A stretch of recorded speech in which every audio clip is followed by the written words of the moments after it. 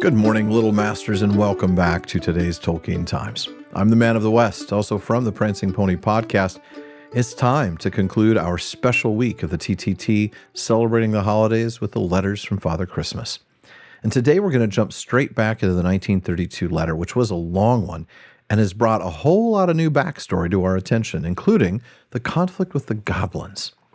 Now, yesterday, after declaring North Polar Bear's derogatory comments about his artwork to be rather rude, Father Christmas points out the art that he'd sent, a whole page from the wall of the chief central cave. And it's there that we'll pick back up. It is not perhaps quite as well drawn as the originals, which are very, very much larger, except the goblin parts, which are easy. They are the only parts the polar bear can do at all. He says he likes them best, but that is only because he can copy them. The goblin pictures must be very old because the goblin fighters are sitting on dracels, a very queer sort of dwarf dachshund horse creature they used to use. I can't even keep a straight face about this, folks. I'm sorry. I don't know what these, I don't even know if I've pronounced that right. It's spelled D-R-A-S-I-L-S. I Googled, I couldn't find anything. I wonder if there's a connection since it's the last part of the word Yggdrasil, but why in the world would dwarf dachshunds be related to the tree? I mean, I don't know. Anyway, it was interesting. I shouldn't have laughed, but I laughed at the idea of a dwarf dachshund horse creature that they used to use. But they've died out long ago. I believe the red gnomes finished them off somewhere about Edward IV's time. By the way, that would be around the same time as the last gnome-goblin conflict that happened in 1453 that he mentioned. The animal drawings are magnificent. The hairy rhinoceros looks wicked. There is also a nasty look in the mammoth's eyes. Also the ox, stag, bear, and cave bear, portrait of Mr. Cave Bear's 71st ancestor, he says, and some other kind of polarish but not quite polar bear. North Polar Bear would like to believe it is a portrait of one of his ancestors. Just under the bears is the best a goblin can do at drawing reindeer. You have been so good in writing to me, and such beautiful letters too, that I've tried to draw you some specially nice pictures this year.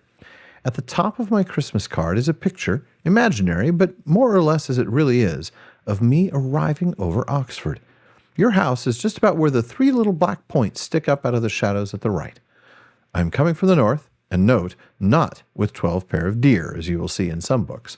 I usually use 7 pair. 14 is such a nice number, and at Christmas, especially if I am hurried, I add my 2 special white ones in front. Next comes a picture of me and Cave Bear and North Polar Bear exploring the caves. I will tell you more about that in a minute. The last picture hasn't happened yet. It soon will. On St. Stephen's Day, when all the rush is over, I'm going to have a rowdy party. The Cave Bear's grandchildren, they're exactly like live teddy bears, snow babies, some children of the red gnomes, and of course polar cubs, including Paksu and Valkatuka, will be there. I'm wearing a pair of new green trousers. They were a present from my green brother, but I only wear them at home. Goblins, anyway, dislike green, so I found them useful. You see, when I rescued Polar Bear, we hadn't finished the adventures. At the beginning of last week, we went into the cellars to get up the stuff for England. I said to Polar Bear, somebody has been disarranging things here. Paksu and Volkatuka, I expect, he said. But it wasn't. Next day, things were much worse, especially among the railway things, lots of which seemed to be missing. I ought to have guessed, and Polar Bear anyway ought to have mentioned his guess to me. Last Saturday, we went down and found nearly everything had disappeared out of the main cellar. Imagine my state of mind. Nothing hardly to send to anybody, and too little time to get or make enough new stuff. North Polar Bear said, I smell goblins strong. Of course. It was obvious. They love mechanical toys, though they quickly smash them and want more and more and more, and practically all the Hornby things had gone. Eventually, we found a large hole, but not big enough for us, leading to a tunnel behind some packing cases in the west cellar. As you will expect, we rushed off to find Cave Bear, and we went back to the caves. We soon understood the queer noises. It was plain the goblins long ago had burrowed a tunnel from the caves to my old home, which was not so far from the end of their hills, and had stolen a good many things.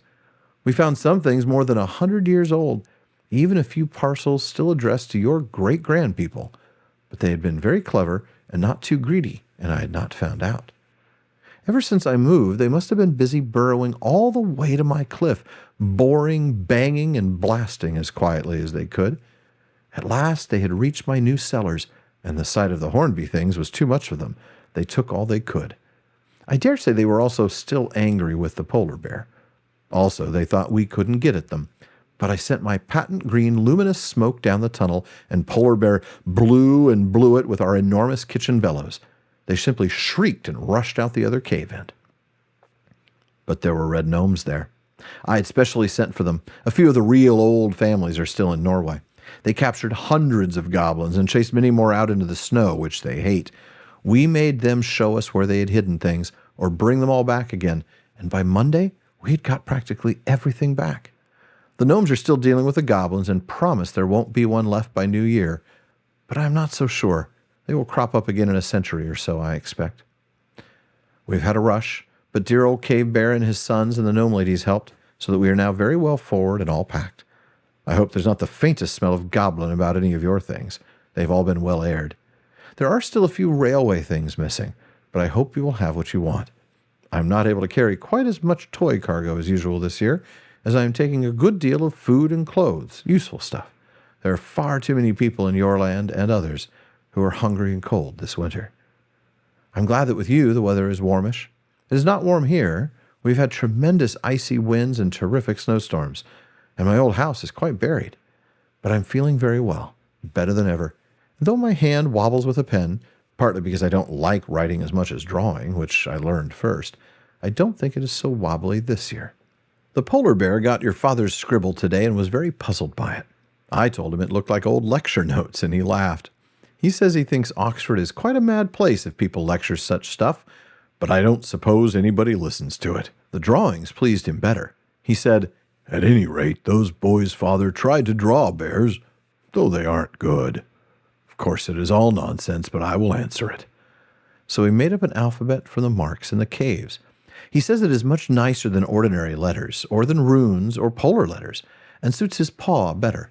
He writes them with the tail of his penholder. He has sent a short letter to you in this alphabet to wish you a very Merry Christmas and lots of fun in the new year. Good luck at school. As you are all so clever now, he says, what with Latin and French and Greek, you will easily read it and see that Polar Bear sends much love. I am not so sure. Anyway, I dare say he would send you a copy of his alphabet if you wrote and asked. By the way, he writes it in columns from top to bottom, not across.